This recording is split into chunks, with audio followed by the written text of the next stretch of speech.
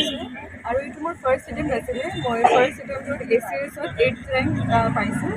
আৰু মোৰ বহুত ভাল লাগিছে মই মোৰ I want to thank my mom for being there in this entire journey আৰু it's because of her I was able to do so good in this examination এতিয়াতো ট্ৰেইনিং ষ্টাৰ্ট হ'ব তাৰপিছত যেতিয়া মই পষ্টিং পাম মই গোটেই মোৰ for the people I will do everything that will be possible আৰু মই আমাৰ শ্ৰীভূমি আৰু বাৰাকভেলীৰ যিখিনি ষ্টুডেণ্টছ আছে I want to motivate them and I want to let them know that they have the potential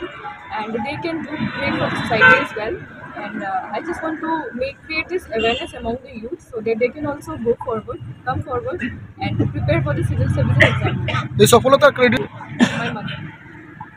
actually এই ঘটনাটা মা ভালো করে বলতে পারবে আমার এত কিছু মানে আইডিয়া নেই আমি অল্প অল্প শুনেছি স্টোরিটা কি শুনেছিলেন আপনি অ্যাকচুয়ালি ওদের মানে they wanted a boy child ওদের একটা ছেলে সন্তান লাগছিল but I was born as a girl তো ওরা মাকে আগেই বলছিল যে মানে আমার যে ঠাম্মা উনি বললেন যে মেয়ে হলে ঘরে ঢুকতে পারবে না তো হসপিটালে যখন মেয়ে হলো তো ওরা কেউ দেখতে আসেনি হসপিটালে রিসিভও করতে আসেনি তো আমার দিদা আর দাদু ছিলেন ওরা আমাদেরকে ঘরে নিয়ে গেলেন তারপর যখন বাবার বাড়িতে নিয়ে যাওয়া হয় তো ওরা মানে অ্যাকসেপ্ট করতে চায় না ওরা বললো যে আমরা অ্যাকসেপ্ট করবো না তো আমাদের পাশের বাড়ির একজনের ওদের একজন মেয়ে ছিল ছোট তো ওনার মানে মেয়েটার ডেথ হয়ে গেছিলো ডিউ টু সাম রিজনস তো ওরা বললো তোমরা যদি মেয়ে রাখতে চাও না আমাদেরকে দিয়ে দাও আমরা ওকে পালবো তো আমার মা বললো যে না আমি আমার বাচ্চাকে দেবো না তো ওরা মাকে অনেক ফোর্স করলো টর্চার করছিল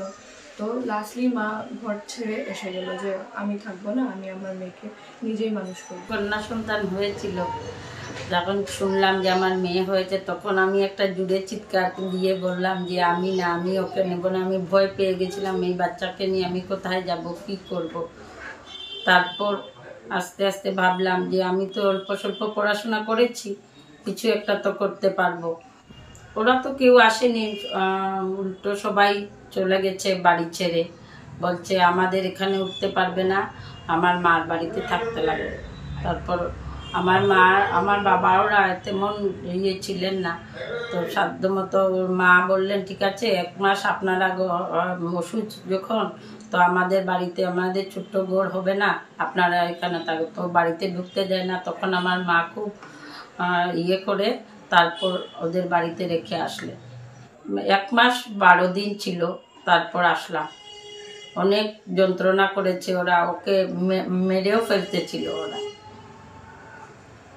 বহুত কষ্ট করেছি এগুলা পুরানা স্মৃতি মনে করতে চাই না এখন